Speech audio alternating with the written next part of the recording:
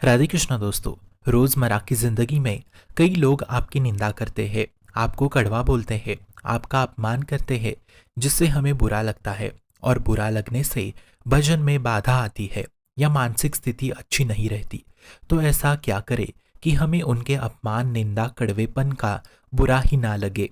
तो जब तक आपकी बुद्धि अपने को शरीर भाव में लगाती है, तब तक विक्षेप ही देती रहती है।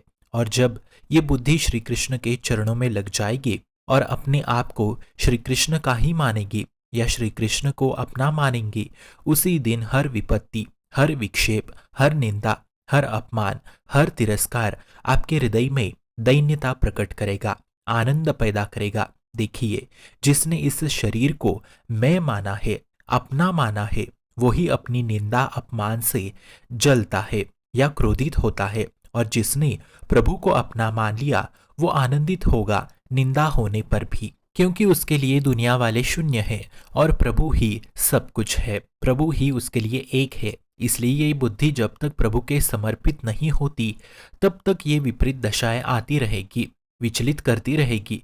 हमारी बुद्धि पूर्ण रूप से समर्पित ना होने के कारण जलन, क्रोध, बदले की भावना उत्पन्न होने लगती है। तुलसीदास जी कहते हैं, निंदा में भी दैन्यता तभी आती है जब उसकी बुद्धि प्रभु में लीन हो जाती है, और जब प्रभु में स्थित होगी तब उसे सब और प्रभु ही प्रभु नजर आएंगे, जिसके कारण वो निंदा में भी दैन्य रहता है। बुद्धि प्रभु में समर्पित होने के कारण उसे जहां देखो वहां प्रभु ही प्रभु नजर आने लगते हैं। जहां दृष्टि जाए वहां हर तरफ प्रभु ही प्रभु नजर आने लगते हैं। पर जिनकी बुद्धि माया में लगी है, वो कहते हैं हम दबने वालों में से नहीं बल्कि दबाने वालों में से है, तब वो मारकाट भी करने लगते हैं। अब मित्रों, एक उदाहरण से समझिए, जब गलती से अपने दांत से अपनी जिह्वा ही कट जाए तो आप कहाँ शिकायत करोगे? अपने ही हाथ से अपने को चोट लग जाए तो आप कहाँ शिकायत करोगे? या शिकायत ही नहीं करोगे, क्योंकि ये गलती आप ही के द्वारा हुई है या मेरे दांत है ना। तो इसी तरीके से यदि आप इस मेरेपन को पूरे संसार तक फैलाओगे तो शायद आपको बुरा नहीं लगेगा। उदार चरिता नाम वसुदेव कुटुंबकम, तो संपूर्ण संसार मेरेपन से मेरा हो गया। तब कोई आपकी निंदा भी करे तो आपको बुरा नहीं लगेगा, क्योंकि वो मेरा है ना, ये वाली भावना आएगी। जैसे एक छोटा बच्चा अपने पापा के बाल खींच के मारता है, तब पापा को आनंद मिलता है। पर यदि पापा को किसी दूसरे व्यक्ति ने धक्का तक दे दिया, तब पापा का तांडव शुरू हो जाता है। तो ये दूसरा भाव ही हमें दैन्य नहीं होने दे रहा है। अगर सब में अपने इष्ट के अपनेपन के भाव से देखने लगे तो दैन्यता आ जाए। उमा जे राम चरण रत विकद काम मंद को हो, निज प्रभु में देखे ही जगद के ही सन करही विरोध। सो अनन्य गति जाके असमति नटरी हनुमंत, मैं सेवक चराचर रूप स्वामी भगवंत।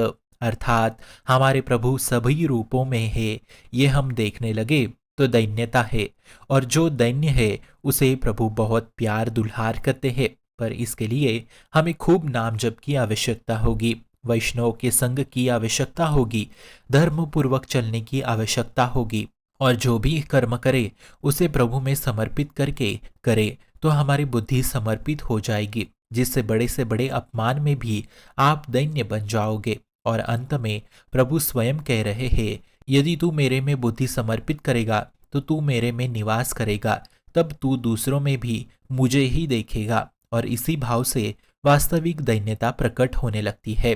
प्रभु को बताओ कि प्रभु देखो, सब लोग मेरा अपमान करते हैं, सब मुझे नीच कहते हैं, मैं पतित हूँ, आप मेरा स्वीकार्य कर मुझे पावन कर दो, क्योंकि आप ही तो पतित पावन हो। इसी से दैन्यता आती है। शुभम भवतु कल्याणमोस्तु।